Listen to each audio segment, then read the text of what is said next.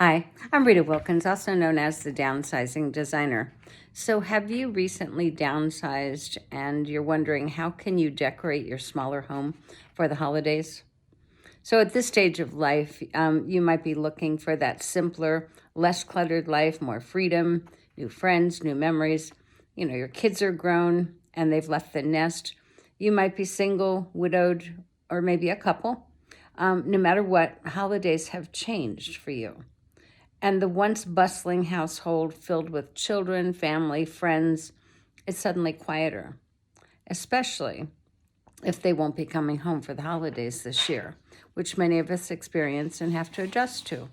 So, in many ways, it's a welcome respite from that overwhelm and the stress of past holiday seasons, but also it's a little unnerving because you don't know how to make your smaller home feel like home for the holidays and for Christmas.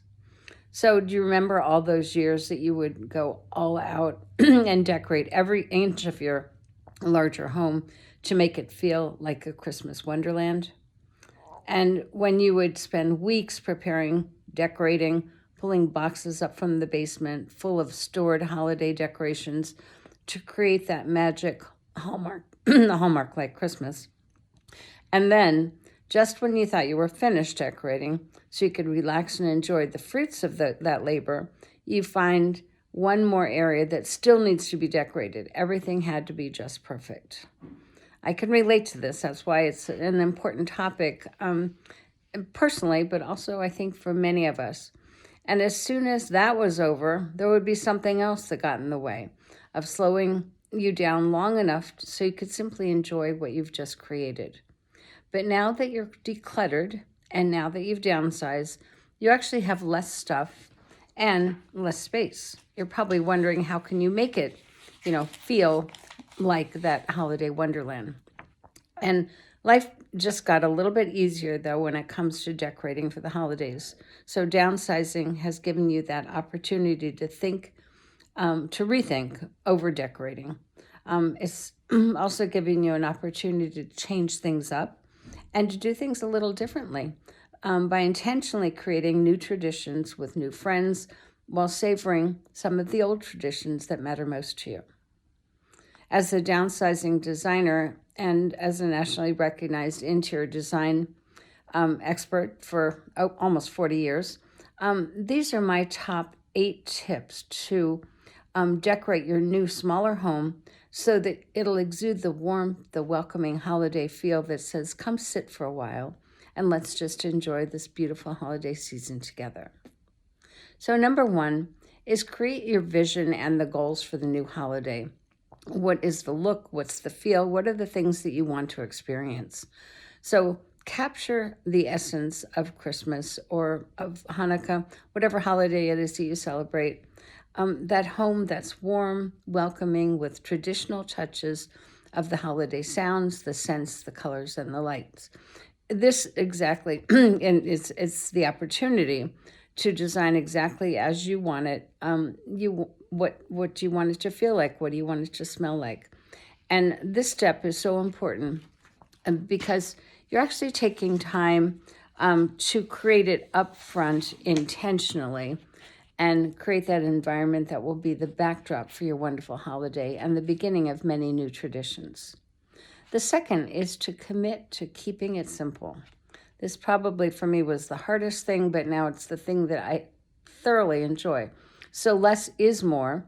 When you think like a minimalist, you'll surround yourself with only those things that will have meaning and be beautiful to you. And don't over-decorate. We've all been guilty of more is more. And as a designer, that certainly wasn't that hard for me. But it never ends up, and it's exhausting. I should say it never ends, and it's exhausting. So when you use a few well-placed, larger items for impact, avoid too many small items, those tchotchkes that tend to look cluttered, especially in a smaller space. Number 3 is immerse yourself in the experience of decorating your home. So when you have fewer rooms to decorate and when you have already edited all of your holiday decor, hopefully you didn't bring it with you, you'll soon realize that holiday decorating is not a chore. It's actually a joy. So embrace the process by picking a day, setting out your decorations, turning on your favorite holiday music, and lighting the candles. Grab a fine glass of wine, then set the stage for a fun day of decorating and making it memorable. So an example for me is that this evening, my significant other and I are going to be decorating my tree. The rest of the house is pretty much ready, but I love the idea of decorating a tree together and lighting the lights and just enjoying a good dinner and a good glass of wine. So that's how I've recreated my Christmas holiday now that I've been a single mom and an empty nester for many, many years. But it did take some curating over that period of time. So number 4 is to be creative with what you already have. You'll soon realize that you probably have everything you need right in front of you. So if you're tempted to go out and buy more, just look around your house first and get creative with things that you already have. See them differently through your same eyes. So number 5 is be inspired by the life-giving power of nature. So green is a healing color, one that gives life, it gives balance, and it gives peace. So be inspired by what you find in nature, the green trees, the wreaths, the garlands, the pine cones, the branches, and contrast them with the bold color of red ribbon, poinsettias, and berries. And number 6 is experience the magic of lights. So anyone who knows me, that's probably my favorite design element, and that's lights, because lights are where the magic happens. Lights light up your life and your holiday with tree lights, candle lights, and accent lights, and create that glow that will invite you to simply sit and enjoy.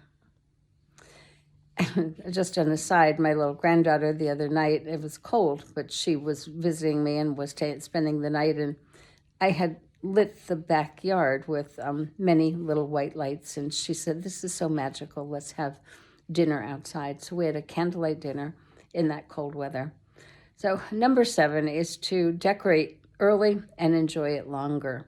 So when you're done, period. I have to tell myself this.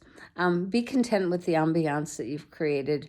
Don't fall into that trap of more. Now it's time to invite people into your home so they can enjoy it too. And number 8 is take time to create those special moments. Now that you've done all of your holiday decorating, it's time to take that to the next level by creating new experiences, new special moments, new memories that will last a lifetime.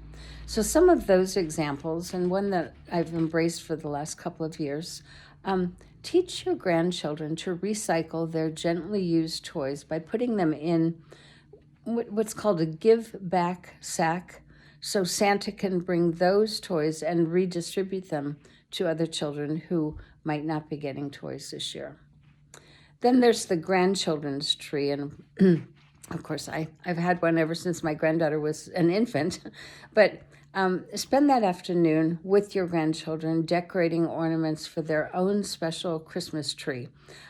They can make the ornaments and give them to their parents, but those are the little memories that you can be making.